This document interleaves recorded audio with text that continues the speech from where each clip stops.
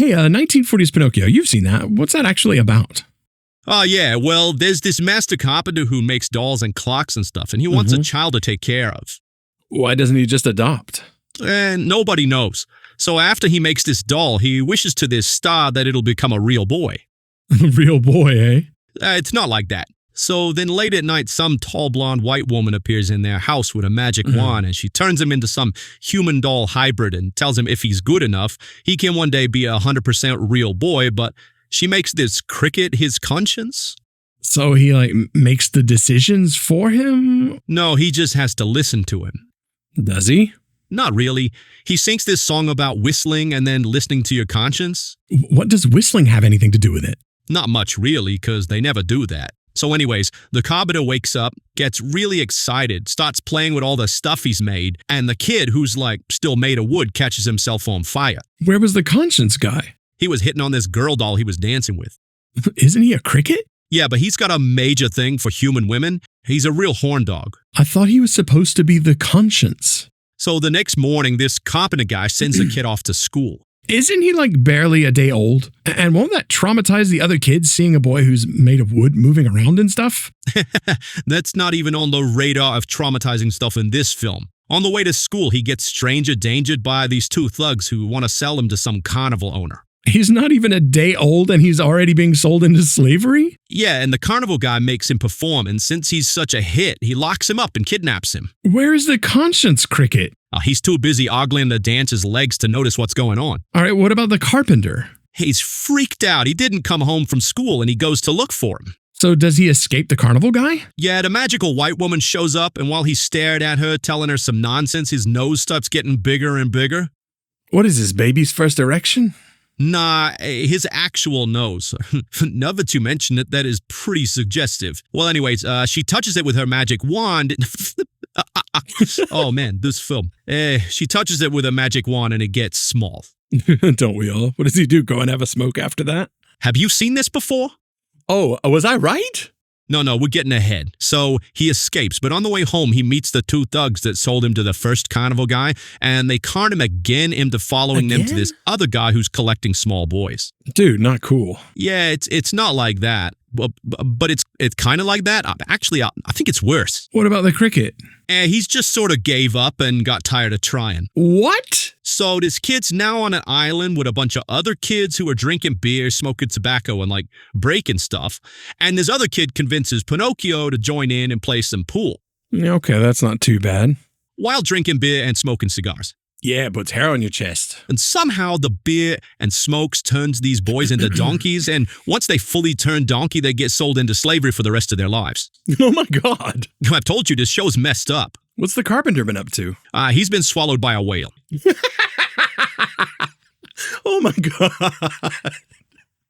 Pinocchio gets away from the island and leaves all the kids to be donkey slaves forever, and he goes back to look for his carpenter dad, who he's known for a couple of days. Jeez, this story. The white woman magics a note to Pinocchio and tells him his father is trapped in a whale. So he manages to jump into the ocean and find the exact same whale in the whole entire ocean. He gets himself eaten by the whale and then finds the carpenter guy sitting inside a houseboat with a fishing pole casted to the whale's stomach fluids. Ew.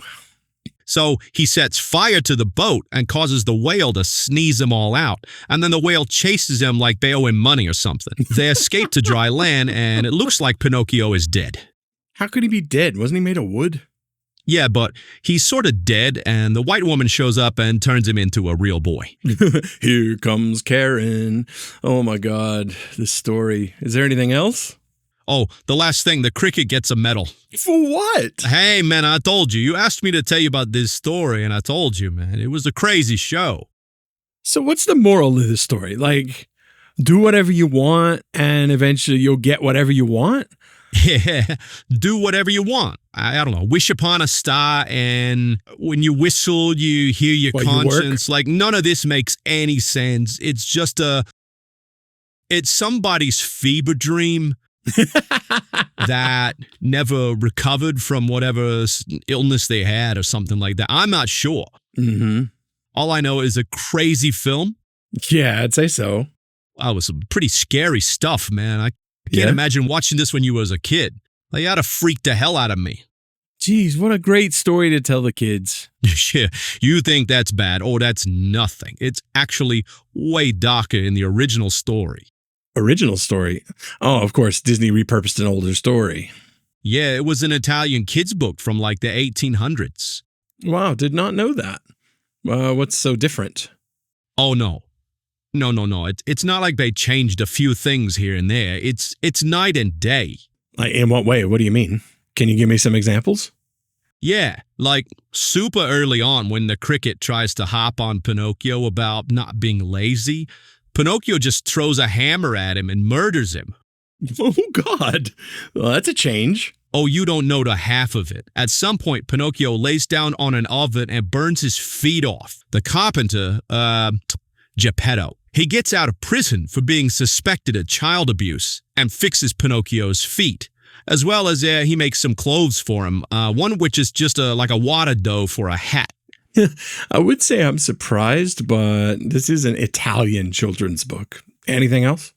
Oh my God, loads more. The two thugs, the fox and a cat, straight up swindle Pinocchio out of some money, and then they string him up from a tree.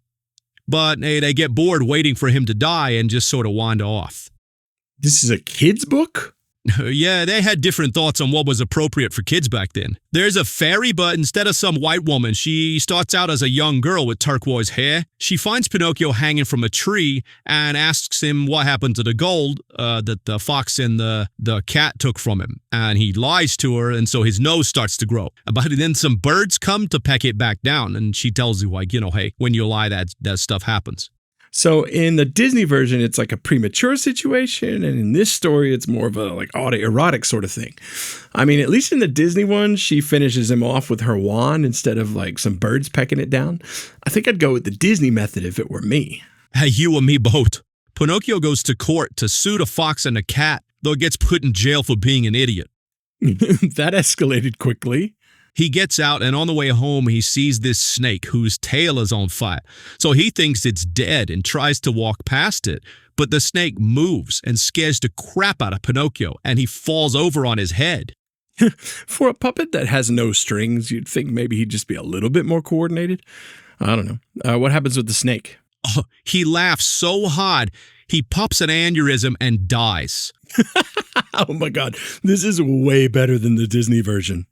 In the story, the carpenter Geppetto builds a boat and goes looking for Pinocchio and gets swallowed by some huge shark thing. Sounds like Disney kept true to that bit. Yes, sort of, but this shark is like a mile long and like 5 stories tall. Wow, that is a big boy. Pinocchio later meets the fairy again, and she's like super old, and she starts to act like his mother. She says if he goes to school and studies, he'll become a real boy. Okay, that sounds much better than the Disney's rather nebulous, listen to your cricket, the conscience sort of thing. Yeah, no joke. So, how does he screw that up?